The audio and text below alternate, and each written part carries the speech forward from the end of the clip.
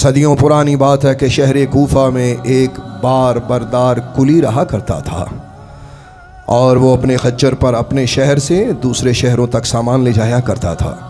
سارے کوفہ کے مالدار لوگ اس پہ بہت اعتماد کیا کرتے تھے، اور اس نے کبھی خیانت نہ کی تھی، اور اپنے مالک کی بارگاہ میں وہ یہ عرض کیا کرتا تھا، اے میرے اللہ، میرے نام اعمال میں زیادہ نیکیاں تو نہیں ہیں، لیکن میرے پروردگار، میں نے کبھی کسی کے مال میں خیانت نہ کی ہے، اور تو میری اس نیکی کو ہمیشہ قائم و دائم رکھنا۔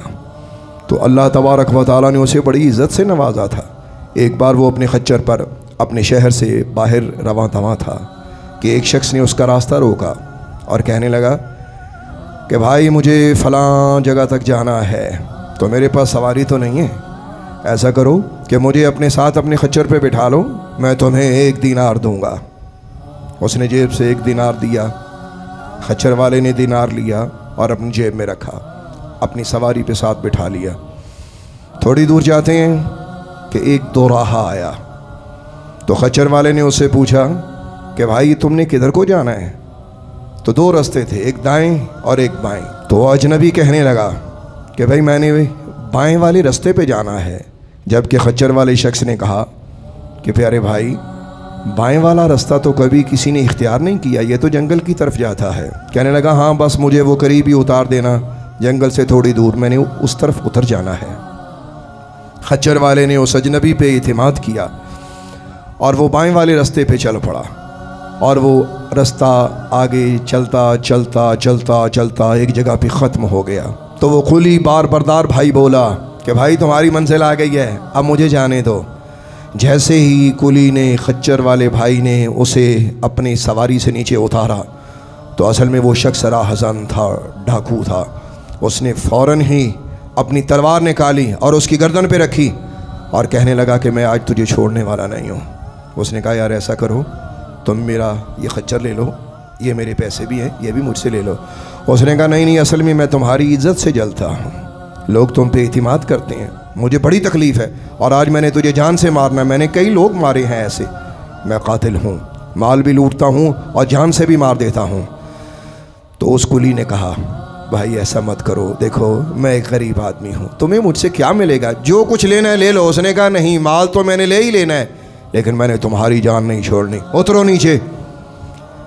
کلی چاروں ناچار نیچے اترا، اور جیسے ہی وہ نیچے اترا، اس نے اپنے اللہ کی بارگاہ عالیہ میں عرض کیا کہ اے اللہ، آج میری مدد کے لیے یہاں کوئی نظر نہیں آ رہا، اور تو اپنے بندوں کی حفاظت کرنے والا ہے، میں مظلوم ہوں، یہ ظالم ہے۔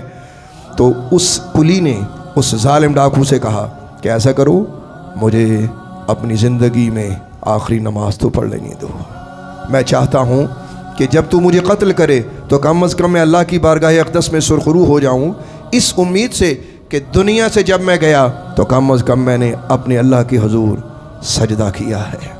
تو وہ ڈاکو کہنے لگا ہاں ہاں، پڑھ لے، تیرے جیسے یہاں کئی آئے اور کئیوں نے بہانے کیے، کچھ نہیں ہونے والا، چل پڑھ اپنی نماز فٹافٹ اور پھر موت کے لیے تیار ہو جا۔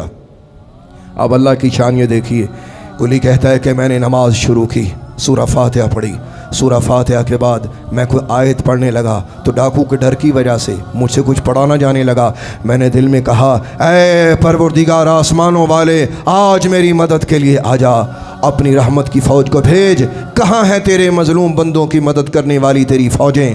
میں یہ دل میں سوچ رہا تھا، تو میں زبان سے کوئی آیت پڑھنا چاہتا تھا، مجھ سے آیت نہ پڑھی جاتی کہ اچانک میری زبان پہ قرآن پاک کی یہ آیت جاری ہو گئی، امن یجیب المضطر اذا دعاہ فیکشف السوء ویجعلکم خلفاء الارض االہ مع اللہ قلیلا ما تذکرون۔ بھلا کون قبول کرتا ہے ایک بے قرار کی فریاد جب وہ اسے پکارتا ہے؟ کون دور کرتا ہے تکلیف کو؟ اور کس نے بنایا ہے تمہیں زمین میں اگلوں کا خلیفہ؟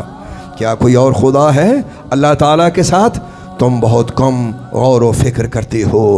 وہ کہنے لگا کہ میں اس آیت کو پڑھی جا رہا تھا اور میری زبان پہ یہ آیت کریمہ زور زور سے جاری ہوئی اور میں رونے لگا، یہاں تک کہ مجھے موت اپنے سامنے نظر آنے لگی۔ میں آیت کو پڑھتا جا رہا تھا اور میری آواز نہایت بلند تھی، آنسو بہہ رہے تھے اور مجھے موت کے سائے منڈلاتے نظر آنے لگے۔ اچانک میں کیا دیکھتا ہوں کہ میں نے دیکھا کہ جنگل سے ایک گھڑ سوار ظاہر ہوا اور بڑی عجیب شکل صورت کا مالک تھا، پر ہیبت اور روب و دبدبے والی شکل و صورت تھی اس کی۔ اس کے ہاتھ میں ایک بھیانک تلوار تھی اور وہ آنن فانن میرے قریب آیا اور آتے ہی اس نے ڈاکو کو اپنی تلوار سے قتل کیا۔ میں نے اللہ کا شکر ادا کرتے ہوئے اپنی نماز مکمل کی۔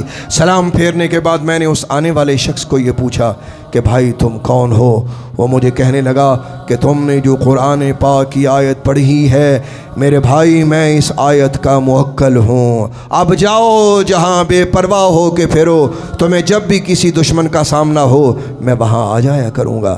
میرے بھائی غور کیجئے گا، انسان جب صدق دل سے اپنے مالک کو پکارتا ہے تو پھر امداد آ ہی جایا کرتی ہے۔ اللہ وحدہ لا شریک اپنے بندے کے دل میں دنیا کے سارے تعلق توڑ دیا کرتا ہے، پھر ایک ہی تعلق رہ جاتا ہے، وہ ہے مولا کا تعلق۔ میرے بھائیو اپنے اللہ کے تعلق کو مضبوط کرو۔